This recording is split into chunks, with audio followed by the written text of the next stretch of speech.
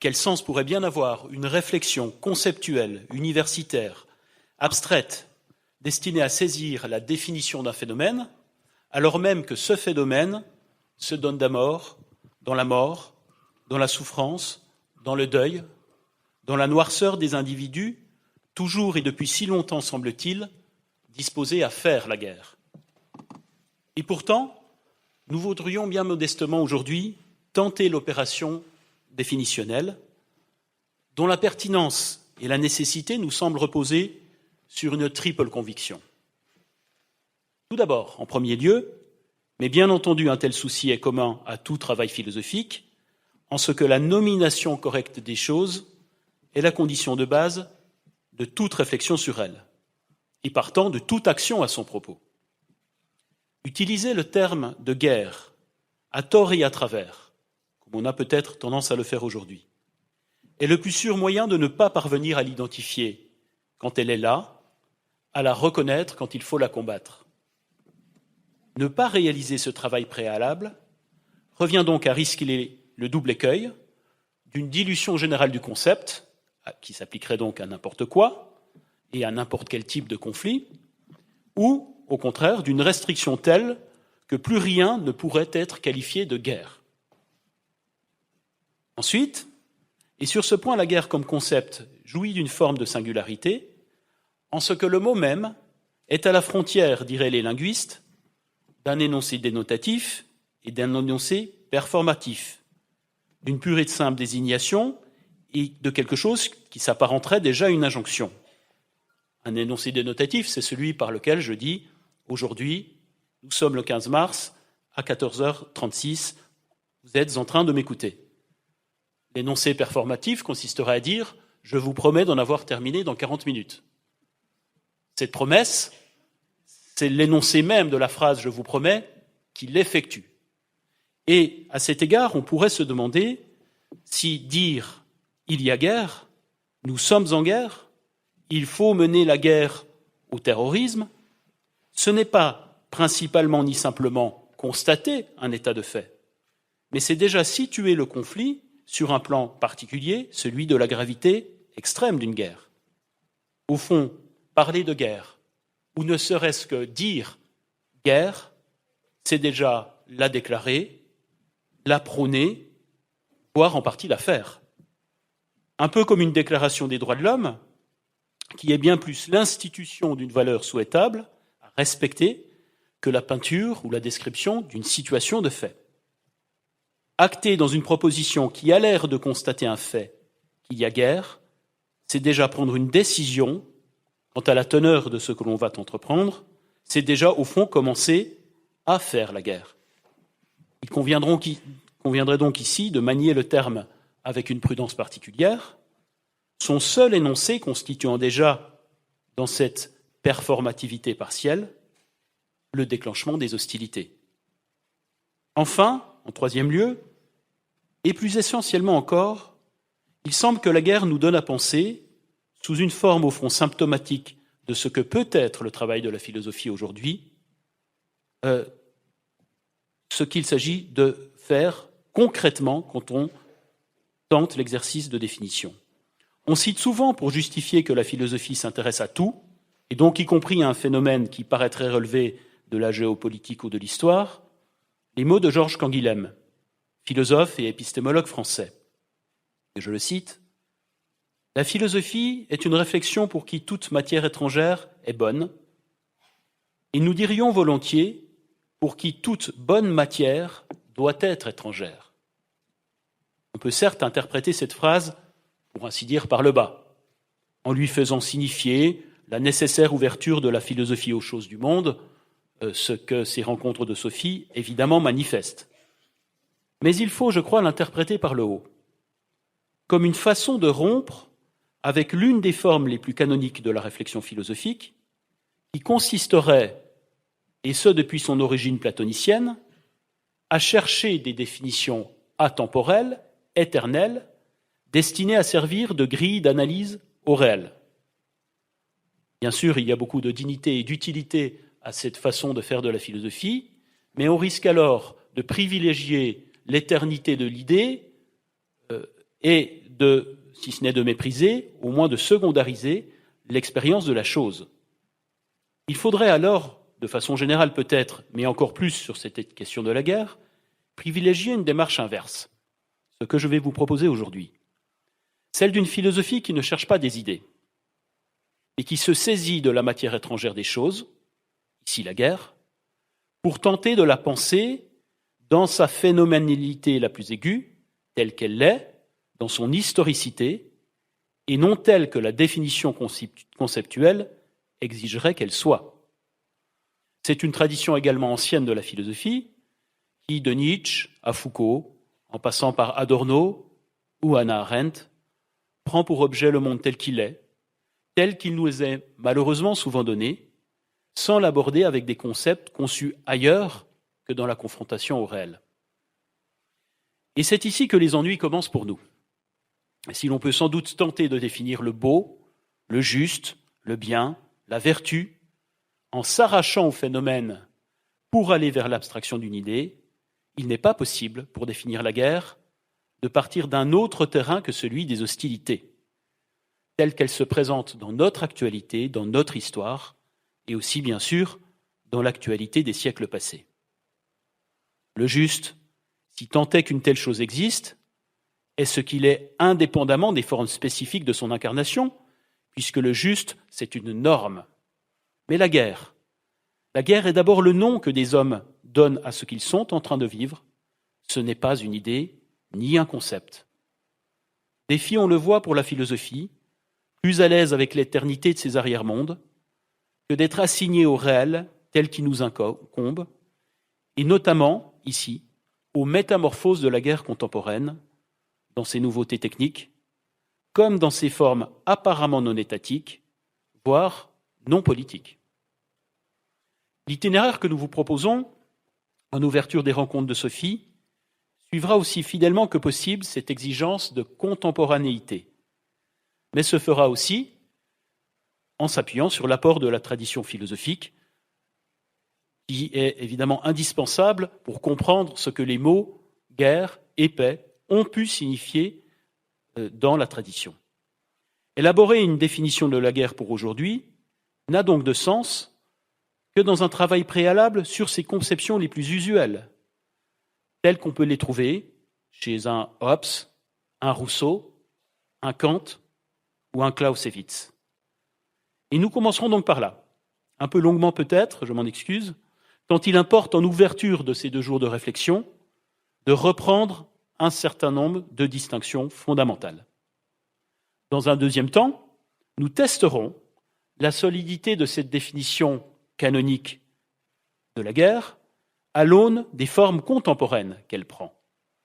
Que reste-t-il de ce concept de guerre ? Doit-on tout simplement considérer qu'il est périmé et donc qu'il faut le remplacer, ce qui en philosophie est toujours possible, aucun concept ne pouvant revendiquer une quelconque éternité. Doit-on au contraire, sur la base d'une absorption de ces figures nouvelles, risquer ce que j'évoquais tout à l'heure déjà, l'éclatement du terme, qui en viendrait à désigner la violence en général, et un terme donc qui, dans sa dilution, dans sa dissolution, ne servirait plus à rien, tant il serait vague. Nous tenterons enfin, en un troisième temps, une nouvelle définition politique de la guerre, qui s'appuiera sur une nouvelle définition du politique lui-même, en plaçant la guerre non plus dans l'horizon de la paix, mais plutôt dans celui de la liberté. Une réélaboration qui, dans sa modestie, est peut-être l'un des instruments pour faire ce que doit combattre la guerre même. Commençons donc par un peu d'histoire de la philosophie. Je suis ravi qu'il y ait ici un certain nombre de lycéens qui retrouveront peut-être dans ce que je vais dire maintenant des choses qu'ils ont pu travailler en cours. Alors que dit l'histoire de la philosophie de ce concept de guerre ? Évidemment, il y a énormément de ressources possibles. Je vais essayer de retenir l'essentiel. Retenons donc ici quelques noms, quelques pistes, qui seront sans doute approfondies ces prochains jours. Et tentons donc une première définition. La guerre serait un état de violence, actuel ou virtuel, se donnant sous une forme réciproque et partagée entre des communautés politiques instituées et qui, dans sa finalité même, inclurait la visée de la paix par la défaite ou l'institution d'une nouvelle donne politique. 3 éléments donc. Premièrement, l'état de violence. Deuxièmement, la communauté politique qui va prendre en charge cet état de violence. Troisièmement, l'horizon de la paix comme débouché géopolitique de la violence initiale. 3 auteurs peuvent être ici convoqués, qui chacun d'eux représentant l'un de ces éléments, la conjonction de ces 3 références constituant peut-être ce qu'on pourrait appeler le concept moderne de la paix. Le premier élément est très simplement et très directement posé par Thomas Hobbes au chapitre 13 de son grand texte, le Léviathan, qui date de 1651.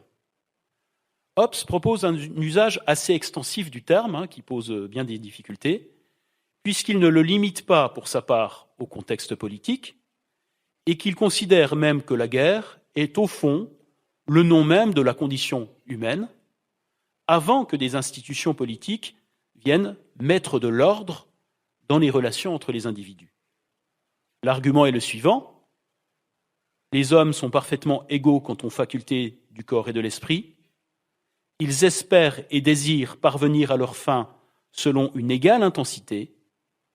La défiance réciproque qui s'installe alors dans cette compétition conduit naturellement à une forme d'agression préventive, augmentée encore par la vanité humaine, qui est chez Hobbes l'un des traits les plus consubstantiels à notre humanité.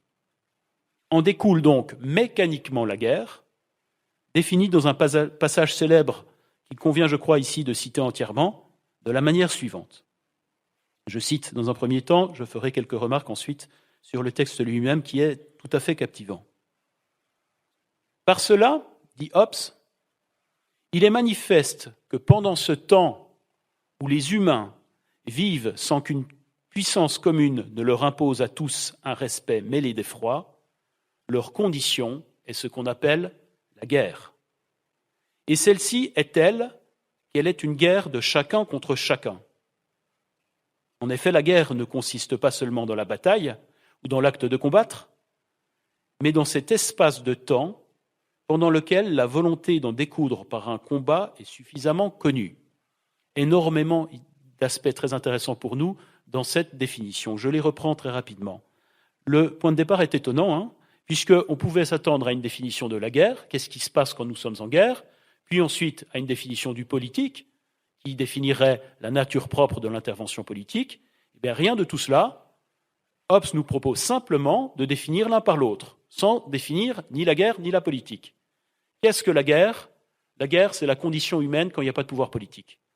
Qu'est-ce que le pouvoir politique ? C'est le pouvoir qui met fin à la guerre. Et donc, on n'a pas de définition à proprement parler, si ce n'est la conviction hobbesienne que la situation affective, sentimentale de l'homme, c'est la guerre, et qu'il faut contrebalancer cette tendance belliqueuse inhérente à la condition humaine par ce qu'il appelle un respect mêlé d'effroi, qui viendra de la puissance et de l'autorité de l'État. Donc on a une définition qui est très intéressante et très importante pour la postérité. La guerre est détruite par une puissance supérieure à la tendance belliqueuse de l'homme, et le pouvoir politique est essentiellement pour fonction de neutraliser la tendance belliqueuse de l'homme. Et ce point est encore précisé par Hobbes par la suite, quand il dit « ce n'est pas seulement la bataille, mais c'est ce temps pendant lequel la volonté d'en découdre par un combat est suffisamment connue, la volonté d'en découdre étant, elle aussi, inhérente d'une certaine manière à cette tendance à la guerre préventive que nous avons les uns et les autres quand nous ne sommes pas neutralisés par l'effroi ou, pour le dire un peu plus platement, par la peur du gendarme. » Voilà le point de départ, définition sur laquelle nous aurons l'occasion de revenir tout à l'heure et certainement qui sera reprise ce week-end. La guerre n'est donc pas la bataille, elle a la disposition à la mener, une disposition permanente, naturelle chez l'homme, tant que la raison même et le souci de vivre n'interviennent pas pour faire prendre conscience à l'homme de l'inanité de s'y complaire et de la nécessité du pacte social qui, chez Hobbes, est le fruit de ce qu'il appelle la loi naturelle, c'est-à-dire la tendance qu'a l'homme, parce qu'il n'est pas complètement idiot et qu'il est doté d'une raison, à préférer vivre que mourir et à accepter donc la soumission à une autorité souveraine plutôt que la perpétuation indéfinie de la guerre. La guerre est donc la potentialité de violence, c'est le premier point. Le deuxième élément constitutif de la définition traditionnelle de la guerre provient de Rousseau, précisément dans la critique qu'il fait du texte que je viens de citer.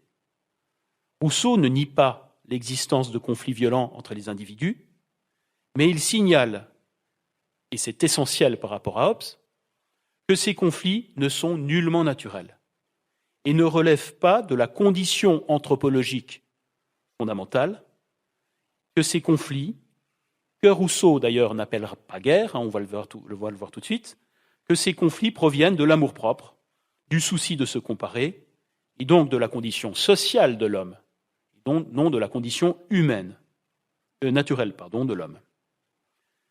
Cette distinction n'est pas essentielle pour notre propos, même si elle est capitale pour comprendre l'opposition de Rousseau à Hobbes, cette opposition s'appuyant largement sur la conviction maintes fois affirmée par Rousseau que la peinture très sombre que Hobbes fait de la nature humaine, n'a pas d'autre fonction que de justifier la nécessité d'un régime autoritaire.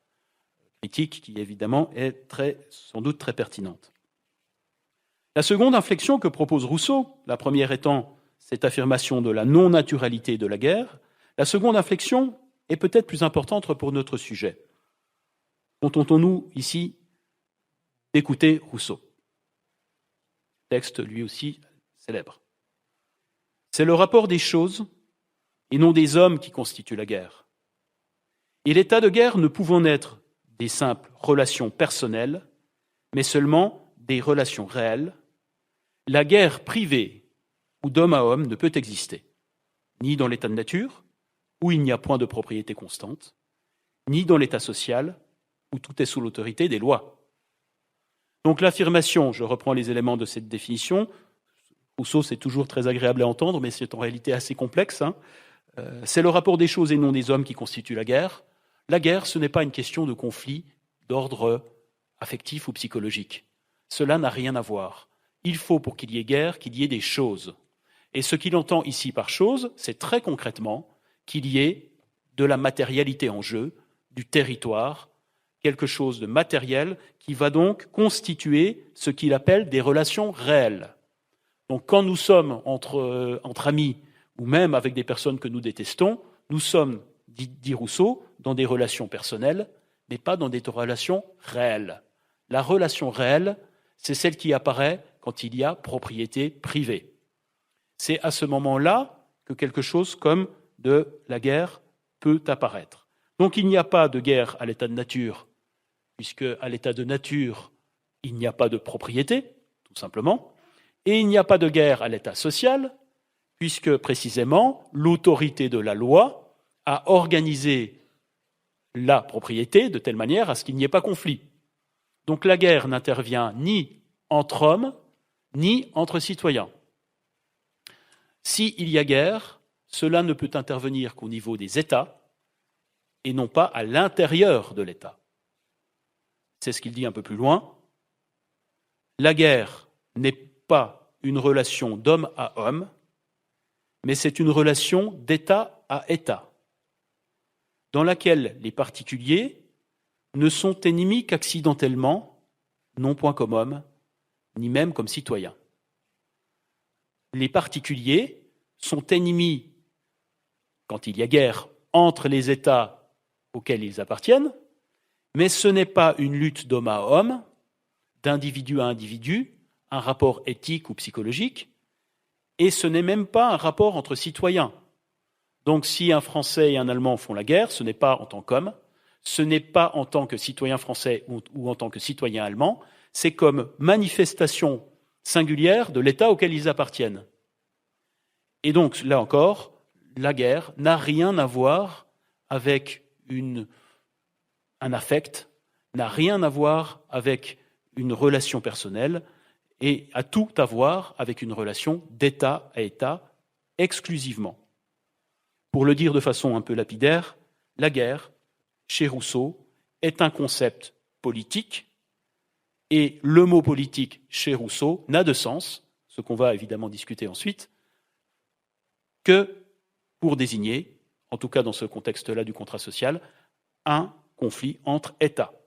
La guerre n'a rien à voir avec la psychologie, elle n'est pas l'effet de la haine. Elle n'a même rien à voir avec la relation que des citoyens d'un État peuvent construire avec celui d'un autre État. Elle est tout entière localisée dans un rapport entre institutions. C'est le deuxième point. Donc vous voyez ici une définition très restrictive de la guerre qui, si on regarde l'histoire, finalement, s'applique à une part assez limitée des conflits que l'humanité a connus depuis son début. Le troisième élément que je voudrais évoquer ici provient de Kant. Dans un opuscule qu'on discutera aussi beaucoup ce week-end, qui s'appelle « Vers la paix perpétuelle ». D'une certaine façon, Kant reprend et intègre tout à la fois Hobbes et Rousseau. Comme Hobbes, il considère l'homme comme étant anthropologiquement, par le mécanisme de ce que Kant, ça doit évoquer des souvenirs aux lycéens, ce que Kant appelle son insociable sociabilité, l'homme est naturellement un animal porté au conflit, d'une certaine manière, tout en cherchant la proximité de ses congénères. Je cite Kant. « L'état de nature n'est pas un état de paix, mais de guerre, sinon ouverte, du moins toujours prête à s'allumer. » Donc il y a, comme chez Hobbes, l'idée d'une condition humaine qui est relativement belliqueuse. Mais comme Rousseau, il tend aussi à employer le terme de guerre principalement dans un contexte interétatique, où la structure de l'hostilité entre les individus est pour ainsi dire transposée dans la structure de l'hostilité entre l'État. Kant reprend ici un schéma qu'on trouve fréquemment en philosophie politique depuis la République de Platon. Platon utilisant massivement lui aussi cette transposition de ce qui se passe à l'intérieur des individus au niveau de la cité. On a un peu la même idée ici. Si vous voulez, la guerre, pour reprendre la métaphore platonicienne, la guerre entre États est l'écriture en grandes lettres de ce que la guerre entre les individus est en petites lettres. Mais la structure anthropologique est bien la même, une conflictualité naturelle.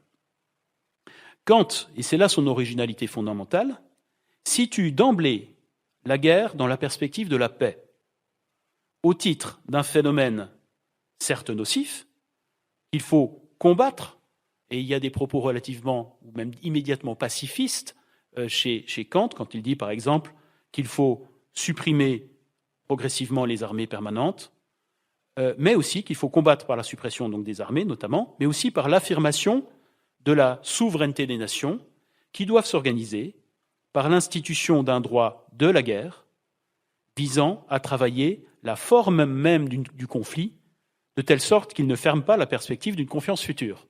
Texte très important chez Kant qui dit ce qu'on a acté dans le droit international aujourd'hui, quand on fait la guerre, il faut faire en sorte que la façon de faire la guerre n'annule pas la possibilité de la paix. Donc ce qu'on appelle le droit de la guerre, et non pas le droit à la guerre. Dans cette optique, Kant va prôner l'institution à l'intérieur d'un régime républicain et à l'extérieur par l'institution d'une société des nations, prolongeant ainsi, ici, la double lecture des conflits que nous venons de signaler, la paix intra-étatique, obtenue par le régime républicain, étant toujours recherchée en même temps que la paix interétatique qui va se construire grâce à l'institution d'une société des nations. Je cite, « Il en est des peuples en tant qu'État comme des individus. S'ils vivent dans l'état de nature, c'est-à-dire sans loi extérieure, leur voisinage seul est déjà une lésion réciproque, et pour garantir sa sûreté, chacun d'eux peut exiger des autres qu'ils établissent d'abord avec lui une constitution garantissant le droit de tous. Ce serait là une fédération de peuples, et non pas un seul et même État. » Limite très importante, si bien sûr à l'intérieur du territoire d'un État, il convient d'avoir un pouvoir souverain qui neutralise et organise les tendances belliqueuses des individus, on ne peut pas transposer tel quel ce modèle au niveau international en ayant une sorte de super État des États qui organiserait le rapport entre l'État comme l'État national organise le rapport entre individus. Donc Kant est très soucieux de la souveraineté des nations et donc il va aller vers un projet qui est celui de la société des nations et non pas un État supranational.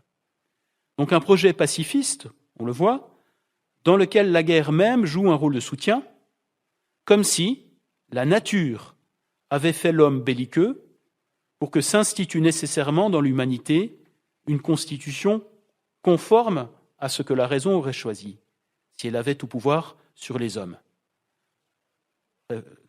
Réflexion un peu complexe de Kant ici, mais il s'agit de dire, au fond, qu'à une forme de pessimisme anthropologique peut s'articuler un optimisme politique. C'est parce que l'homme est moralement mauvais qu'il est politiquement capable du bon et poussé par la nature à aller vers le bon. Si nous n'étions pas en conflit entre nous, nous n'aurions jamais institué de république. Si les États n'étaient pas en conflit entre eux, ils n'auraient jamais pensé à instituer de société des nations. Donc la guerre, vous le voyez, est placée de façon dialectique dans un mouvement général qui est un mouvement de progrès, qui va vers l'institution d'une paix et d'une paix durable. La guerre, c'était donc le troisième point, comme moment dans un processus géopolitique de paix.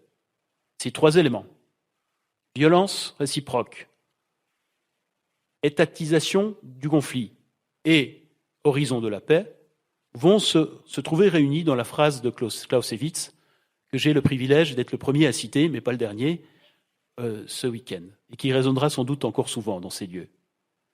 La guerre est la continuation de la politique avec l'appoint d'autres moyens. Duel à grande échelle, ajoute Clausewitz, entre des partis qui se reconnaissent mutuellement comme ennemis, mais un duel militaire dont la fin n'est pas militaire, mais bien politique.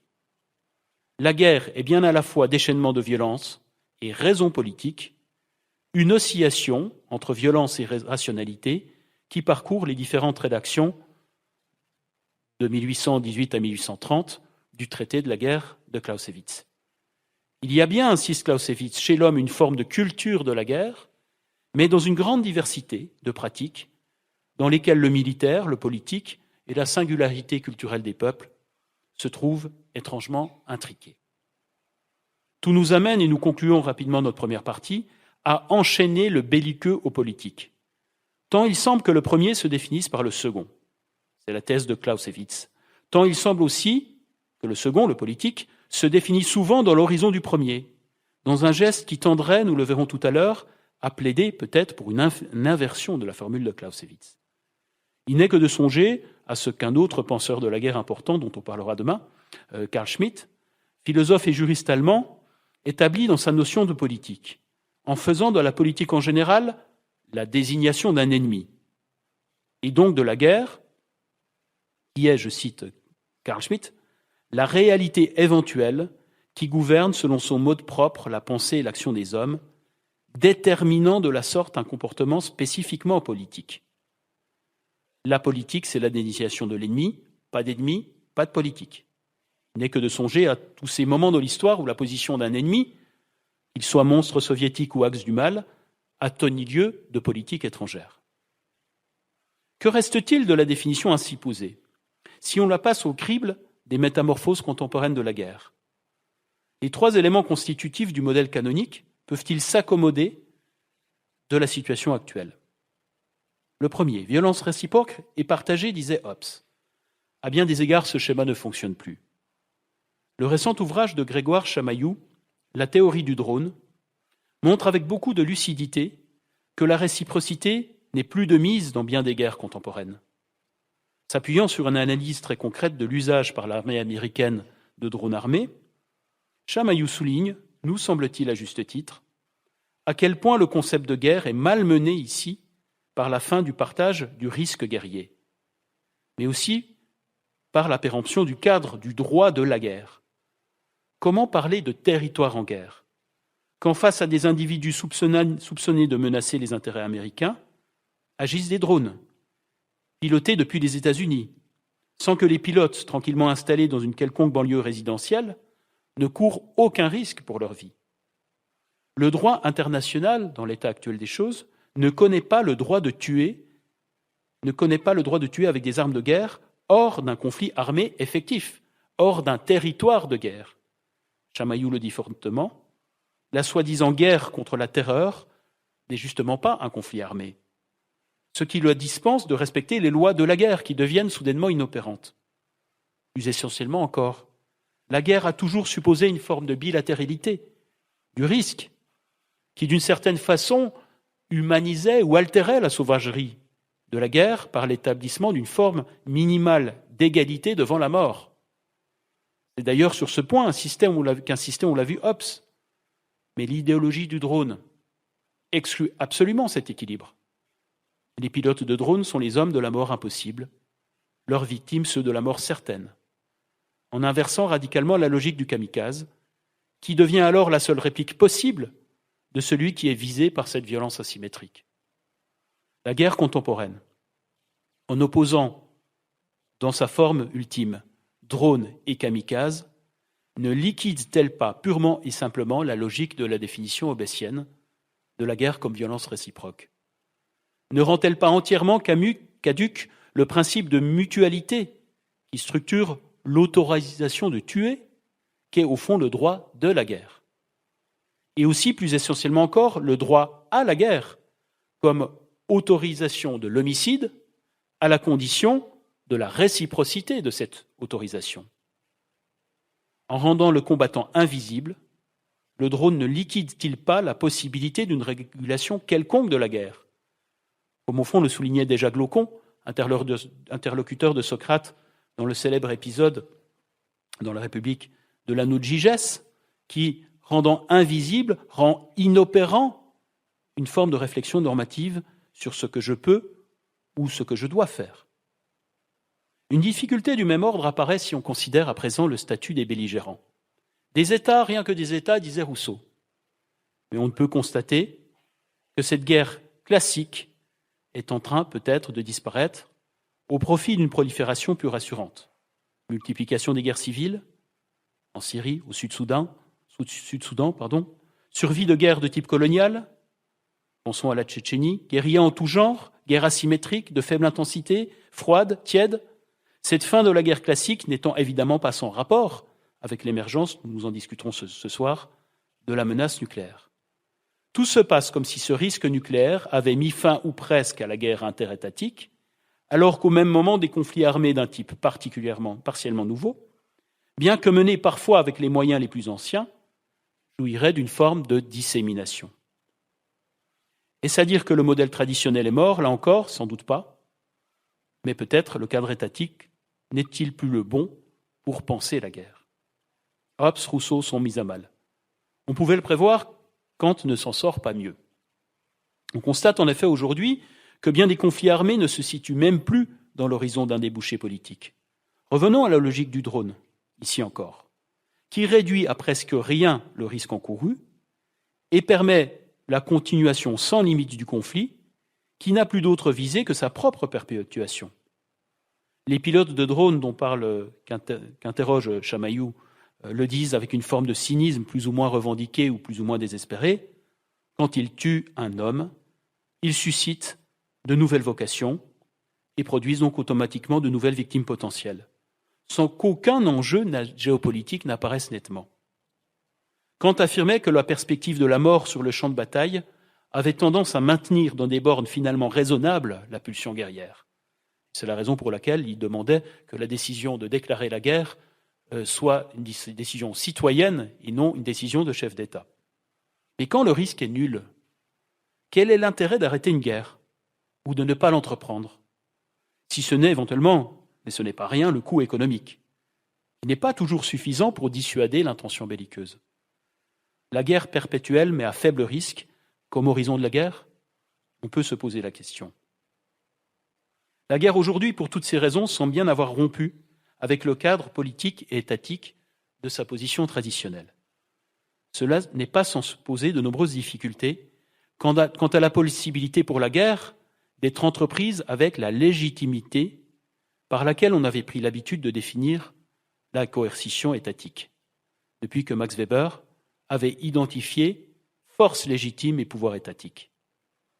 On constate d'ailleurs que les États eux-mêmes, quand ils délèguent les fonctions d'ordre à d'autres institutions que l'armée ou la police, tendent eux-mêmes à diluer la légitimité de leur pouvoir, qu'ils essayent vainement de reconquérir en prétendant être en guerre contre le terrorisme ou contre l'insécurité. Il faut toutefois préciser ici ce qui est perdu et ce qui peut subsister de ce couplage guerre-politique que la tradition philosophique a établi. Si on pense la politique comme ce qui se donne toujours sous la forme d'un État, ce couplage guerre-politique est périmé. Mais l'anthropologie politique, depuis près de 50 ans, et sous l'impulsion d'auteurs comme Pierre Clastres, nous a appris que la politique ne devait pas être comprise sous la seule forme de l'État. Là où il y a institution d'une autorité, là où il y a rapport de pouvoir, il y a politique. Et ce serait céder à un ethnocentrisme des plus étroits que de réserver le mot de politique à la forme étatique que celui-ci a pris dans notre culture et encore à une époque récente. Il y a des sociétés sans État, il y a même des sociétés contre l'État, dans lesquelles d'ailleurs la guerre joue un rôle essentiel. Cette distinction entre l'État et la politique à présent posée, ne pourrait-on pas esquisser une nouvelle définition de la guerre, soucieuse de son inscription dans la tradition, il y a du bon en l'occurrence, mais aussi soucieuse de sa pertinence contemporaine, c'est-à-dire dans la prise en compte de la disparition des États comme partenaires de la guerre traditionnelle. Ce troisième moment de notre propos va être beaucoup plus tâtonnant et assez prudent. Il faut en effet veiller à écarter le péril qui menace toute actualisation trop hâtive d'un vieux concept. Hobbes, Rousseau, Kant, devenus très partiellement non pertinents, doit-on simplement acter la disparition du concept de guerre ou sa dilution et l'appliquer à tout type de conflictualité, justifiant ainsi des expressions au plus haut point contestables. Guerre des sexes, guerre des genres, guerre des classes, guerre des dieux, guerre économique, culturelle, ethnique, civilisationnelle. Le respect dû aux morts de nos guerres, aux victimes de toutes les guerres que, pour aller vite et faute de mieux, on qualifierait de réelles, ne doit-il pas nous rendre fort circonspects face à l'usage immodéré du mot? Contentons-nous ici, puisqu'il est presque temps de conclure, de 3 propositions. Premièrement, il faut maintenir la détermination réciproque de la guerre et de la politique. S'il n'y a pas institution d'une autorité, s'il n'y a pas constitution de rapports régulés de pouvoir, s'il n'y a pas construction d'un sujet politique, il n'y a pas de guerre. Mais il peut bien entendu y avoir de la violence, du conflit ou de la souffrance. La guerre n'est jamais le nom convenable pour désigner un conflit entre des individus. Il faut que ceux-ci instituent une forme consciente de subjectivation politique pour qu'apparaisse au sens strict un belligérant. Cette subjectivation politique peut se donner, évidemment, par l'apparition d'un État comme autorité souveraine, mais aussi, peut-être, par l'apparition d'un peuple, d'une communauté, d'un ensemble d'acteurs sociaux, sans donc nécessairement prendre la forme d'un État. Ni la psychologie ni la morale, nous l'avons vu d'emblée, ne sont pertinentes pour traiter du problème de la guerre. Seule la politique constitue le lieu adéquat pour la penser et peut-être, évidemment, en diminuer l'impact. Deuxième proposition.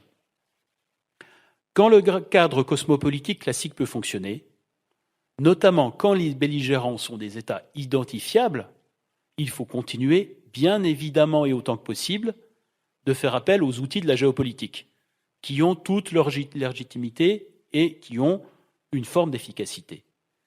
Bien des éléments de la réflexion kantienne, et notamment bien sûr sur ce qu'il dit du droit de la guerre, des conditions de l'hospitalité entre les individus, comme de l'institution d'une société des nations, tous ces éléments demeurent tout à fait pertinents, bien qu'insuffisants, mais pertinent et nécessaire.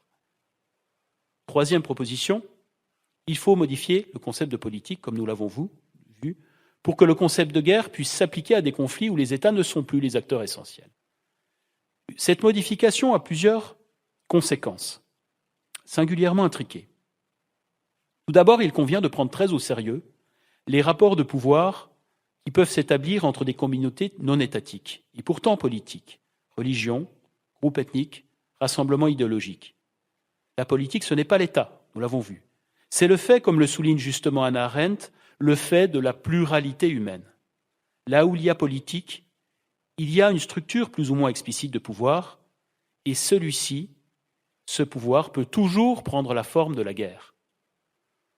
Michel Foucault, dans son cours au Collège de France du 7 janvier 1976, propose sur ce point de retourner la proposition de Clausewitz. Je le cite. Le pouvoir politique, dans cette hypothèse, a pour rôle de réinscrire perpétuellement ce rapport de force par une sorte de guerre silencieuse et de le réinscrire dans les institutions, dans les inégalités économiques, dans le langage, dans le corps des uns et des autres. Il faudrait donc retourner l'aphorisme de Clausewitz et affirmer que la politique, c'est la guerre continuée par d'autres moyens. Il ne s'agit pas simplement d'un pur et simple retournement, mais il s'agit bien d'affirmer que cette guerre, que le couplage guerre-politique fonctionne toujours et qu'il y a peut-être, en ce sens Hobbes avait sans doute raison, une tendance inhérente, une sorte de guerre primaire qui se donnerait dans la condition humaine elle-même, en tant que cette condition humaine est essentiellement politique. Et que la politique, c'est la régulation, bonne ou mauvaise, de cette guerre inhérente à la condition anthropologiquement politique qui est naturelle à l'homme. Si on comprend par cette thèse de Foucault la position d'un état de guerre généralisé, la thèse de Foucault n'a pas forcément toute sa légitimité. Mais Foucault précise et nuance. La politique, c'est une façon de déplacer le rapport guerrier vers une forme institutionnelle de faible intensité. Il y a peut-être de la guerre dans le social.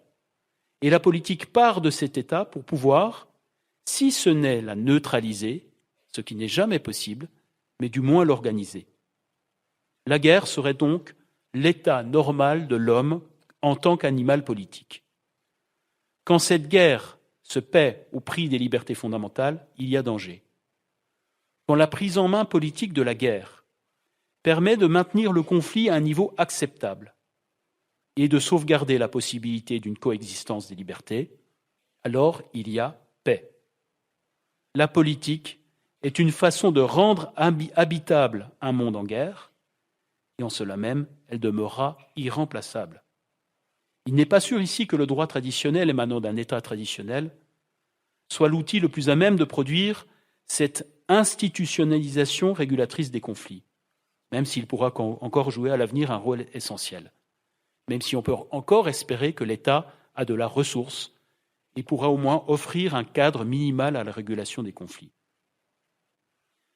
Si la géopolitique kantienne est à même d'encadrer les conflits traditionnels, il reste à inventer aujourd'hui les formes politiques d'encadrement des conflits nouveaux, des formes non strictement étatiques, puisque les conflits en question ne le sont pas non plus. Comment réguler l'usage des drones ? Comment penser l'intervention sur le territoire d'un État en guerre civile si on ne peut plus le faire au nom des intérêts d'un autre État ? Comment imaginer l'action politique quand les enjeux sont environnementaux et non plus géopolitiques, quand ils concernent plus le destin de l'humanité que celui d'un État ? La recherche de la paix est dans tous les cas un combat contre la violence anthropologique qui sous-tend les rapports humains.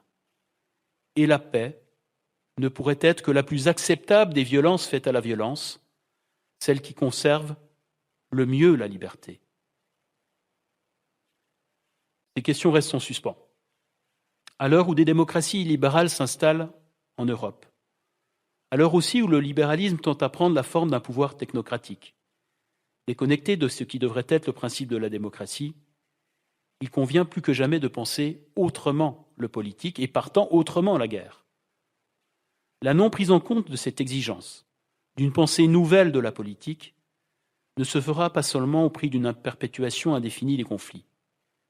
Elle pourrait se faire au prix d'un oubli de ce qui fait l'essence du politique, à savoir la préservation non seulement de la paix, mais aussi de la liberté, comme le souligne Rousseau, avec énergie dans sa contestation de l'autoritarisme hobbésien.